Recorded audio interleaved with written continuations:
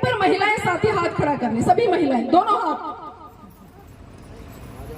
एक बार पुरुष देखिए, महिलाओं की तरफ देखिए, हाथ ऊपर कर लीजिए, दोनों हाथ नीचे कर लीजिए। अब एक बार पुरुष हाथ करें ऊपर, दोनों हाथ। महिला साथी सारे देखो इधर, कुछ फर्क दिखाई दिया? कोई भी पुरुष साथी ये बताए, जब महिलाओं ने हाथ ऊपर किए तो आपको क्या दिखाई दिया? क्या दिखाई दिया? चूड़ियां। और जब इन्होंने हाथ ऊपर किए तो क्या दिखाई दिया?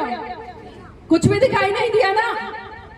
अब एक बात बताइए, आप सबने 8-8, 9-9, 10-10 चूड़ियां पहन रखी है, लेकिन मेरे पुरुष भाई यहाँ पर बैठे एक ने भी किसी के हाथ में कड़ा भी नहीं है। अब ये बताएं कि चूड़ियां किसका प्रतीक होती हैं? किसका प्रतीक होती हैं? पढ़े लिखे बच्चे ही बैठे हैं। भाई जी बोल रहे सुहागन का प्रतीक होती है।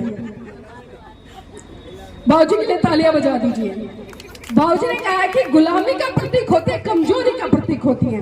और अक्सर हमने एक मुहावरा भी पढ़ा है, स्कूल से लेकर कॉलेज तक पढ़ते हैं, बहुत बार उसका इस्तेमाल भी करते हैं, और खासकर महिलाएं इस्तेमाल करती हैं। और कब करती है मैं ये भी आपको बता दूं, जब आपके आस पड़ोस में लड़ाई होती है और जब पुरुष साथी उस वक्त लड़ाई को बड़े अच्छे तरीके से शांत करा के घर पे आ जाते हैं, लड़ाई को बढ़ने नहीं देते, तो यही महिला कहती है कि अरे तुम्हारे बस की कुछ नहीं था, घर में जाओ और चूड़ियां पहनकर बैठ जाओ।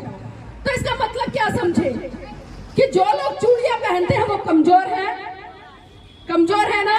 आप खुद बताइए, क्या आप कमजोर हैं? आप बुज़दिल हैं? आप कायर हैं? आप डरपोक हैं? नहीं है ना?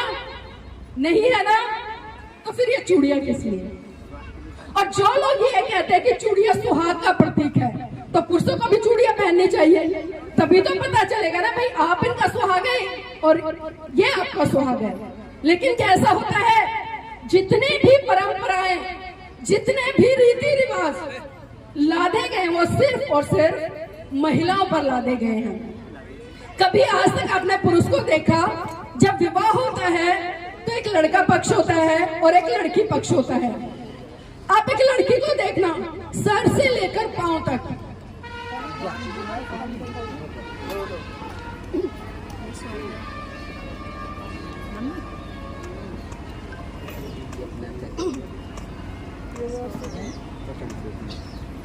सर से लेकर पांव तक एक लड़की को उन सभी परंपराओं में ला दिया जाता है जिससे कि देखने से ही पता चल जाए कि वो शादीशुदा है।